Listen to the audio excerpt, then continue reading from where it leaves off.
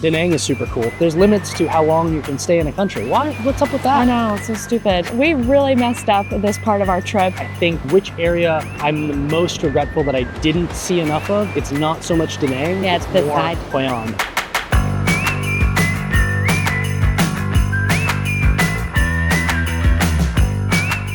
We are sitting here on the beach in Hoi An in Vietnam, and it is absolutely stunning. We couldn't have asked for a better day here in Hoi An, and honestly, I'm really sad that we're leaving today. Me too. We really messed up this part of our trip, so we're going to tell you everything that we did wrong so you don't make the same mistake. We have really enjoyed Da Nang and Hoi An, but unfortunately, we were not here for nearly long enough, and we had other obligations while we were in the area because we do hotel reviews and we do work with hotels, and because of that, unfortunately, we spent all of our time at the hotels and not nearly enough time exploring the area. Yeah, I guess so. First things first, how long do you need to stay here? I honestly think this is a beach destination that you could spend endless amounts of time at. So if you're coming purely for the beach resort, that's one aspect of it. So you could spend a week here, you could spend 2 weeks here, you could spend a vacation time here. But the thing to know is that it's not just a beach destination. I think that's the piece that we missed out of it. We didn't realize how interesting of a town Hoi An was. Yeah, and Hoi An is not like any other place we've been so far. It's so interesting. It's a UNESCO World Heritage Site just right off the bat, and it is just the most beautiful town. And not only is the shopping good, but it's super famous for tailoring, for leatherwork, just so many different things. And I honestly, I feel so stupid that I had no idea that it was this good. To be fair, we've been in Vietnam for nearly a month, and we planned out a lot of this trip. We spent a lot of time really planning the northern piece of it, and that's where we really put a lot of our focus. So if you've seen some of our other videos that we did on Sapa, Ninh Binh, Ha Long Bay, Hanoi,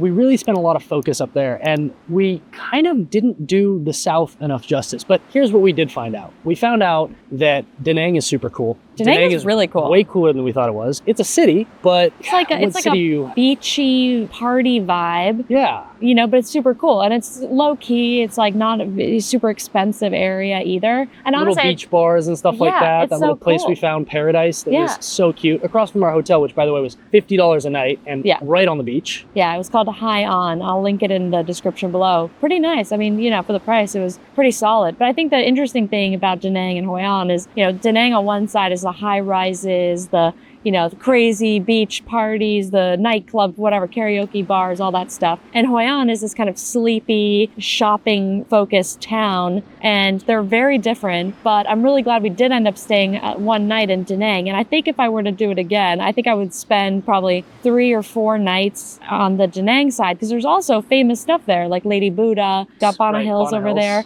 And there's just a lot to see there. And then I would come down to Hoi An and probably do, we're at the Four Seasons right now. I would do a beach resort, but I would plan extra days to go into Hoi An. And they have shuttles at all these hotels that take you in there. And it's just big regret there. But I'd probably spend, 3 or 4 days on Da Nang side, 3, 4, 5 a week on the Hoi An side. I think part of it is that we were confused about the layout too of what it all looked like. Yeah. Everybody refers to these beaches as being different beaches. In reality, the beach in front of Hoi An all the way to in front of Da Nang is one beach. You can literally see Da Nang behind you can see Da Nang. Max. You could walk there. Yeah. I mean, it'd take like 4 hours. Yeah, be a long walk, but you could walk there. Yeah, which is I think the thing I didn't realize. Yeah. And what's interesting is, so you have Da Nang, and then you have Hoi An, and then in between you have tons of little resorts that are really pretty. There's a Hyatt Regency that looks gorgeous. We're sitting right out in front of the Four Seasons right now, which has a kilometer of beach. Yeah, it's incredible. Which is incredible. Yeah. I mean, a kilometer completely to the Four Seasons here at the Four Seasons Nam Hai. If you haven't checked it out already, go check out that video. We did a full hotel review for the Four Seasons Nam Hai. Beautiful property. Yeah, it's amazing. And honestly, if regardless of your budget, there's options kind of in every budget. But if you are looking to stay at a high-end resort like Four Seasons, I would say this area is 100% worth doing that at, just from a luxury perspective, because this is also some of the best luxury service we've had in Vietnam so far here at Tia Wellness, which also check out that video, and the Four Seasons. It's just a really nice experience overall. And the Tia Wellness property was gorgeous too. I mean, that was a really beautiful property, super relaxing, daily included 80-minute spa treatments. Insane. And it's right in the middle too. So you do get the best best of both worlds. You can do the Bana Hills and all that stuff, but they also have a shuttle to Hoi An, so you kind of get, a little bit of both, which is awesome. You do get the best of both worlds, but I will say, I think if I was going to say which area I'm the most regretful that I didn't see enough of, it's not so much Da Nang, it's this more side. Hoi An. Yeah. And another big thing, if you don't know, if you're doing your research right now, Hoi An is famous for tailoring.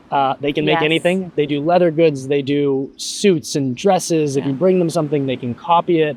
Yeah, things I've learned. Bring clothing that you want copied, like your favorite shirt. Or if you have something dress. you love, right, bring it with you. Bring it with you. We got kind of wrapped up in the whole thing, but you have to go back like 3 times. Some places can do the first 2 visits in one day if you go early enough, which would have been amazing, and then you just come back for the final kind of fitting the next day, but we just ran out of time. But I was going to do a dress, when we thought we had all the time in the world. And it was, the most expensive place was like $50 to copy a silk dress. It wasn't too complicated of a dress, but I think that's kind of the starting price. But you can definitely find tailors. I can list out the ones that we have in an article that I'll link below. But there's definitely ones where you could have gotten that a lot cheaper.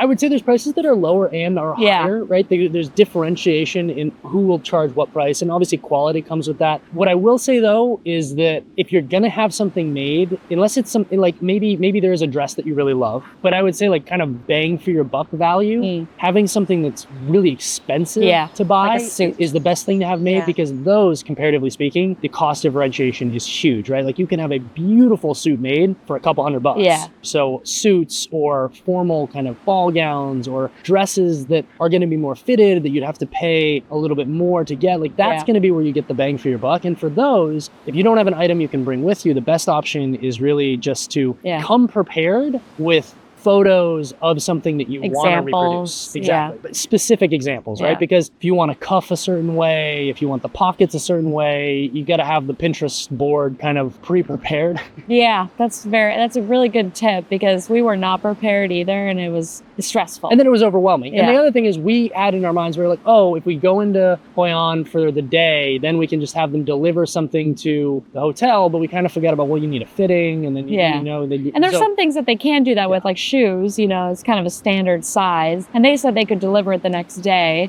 So things like that, or leather goods, but get made. But I had a wallet made.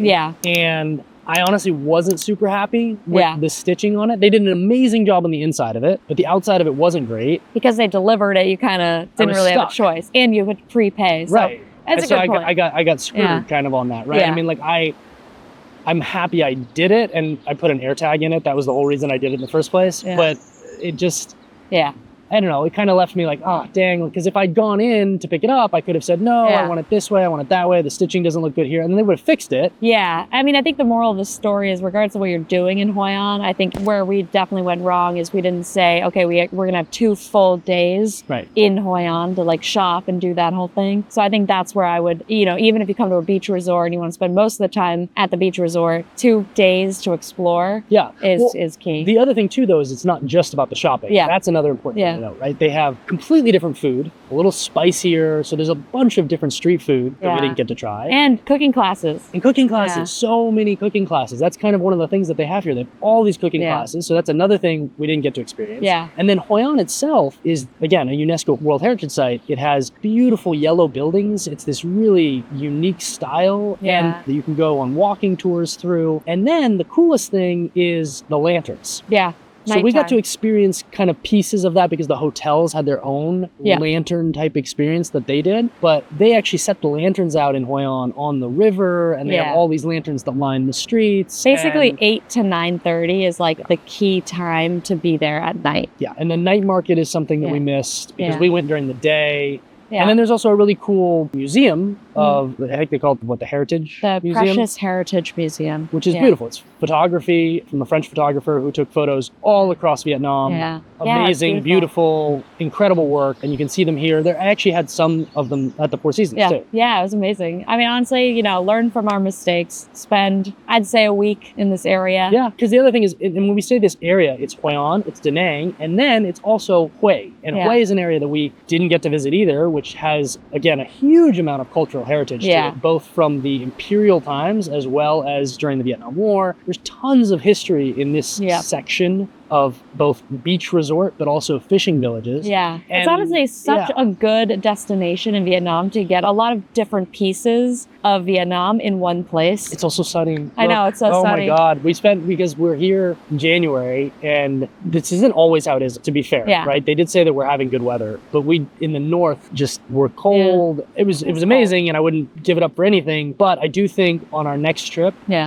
because from here we go to Ho Chi Minh, to Saigon. We're about to get on a flight. Yeah, we're about to get on a flight. We go to Saigon, but we're not really spending as much time in the south as we'd like to do. So thinking on it now, you know, the regrets of planning and not really knowing before you go, we would have spent more time here. And I think we would have spent more time in the south in general, right? Yeah, There's a lot of places in the south but tourist visas, right? There's limits to how long you can stay in a country. What's up with that? I know, it's so stupid. But if there are other things we did miss and other tips that you have if you've been to Vietnam, please let us know in the comments, because we definitely are coming back here, especially here to Hoi An. But we definitely want to come back, and we want to know everything else we missed, because there's definitely a lot of stuff. There's a lot of stuff that we missed, but we will definitely hit it on our next trip to Vietnam, which will hopefully be sooner rather than later. It certainly is an area that we want to spend more time in next time. But if you haven't already, be sure to go check out some of the other places that we did visit in northern Vietnam. And of course, we will be releasing a Saigon, Ho Chi Minh video as well, and then headed off to Cambodia. Yeah, I'm so excited. And if you don't follow us on Instagram, be sure to do that at Voyager Guru, because we have tons of story highlights from all over Vietnam with restaurant names and destinations around Vietnam and the world. So be sure to do that. But as always, I'm Maren. And I'm Max. And we're Voyager Guru. See you out there.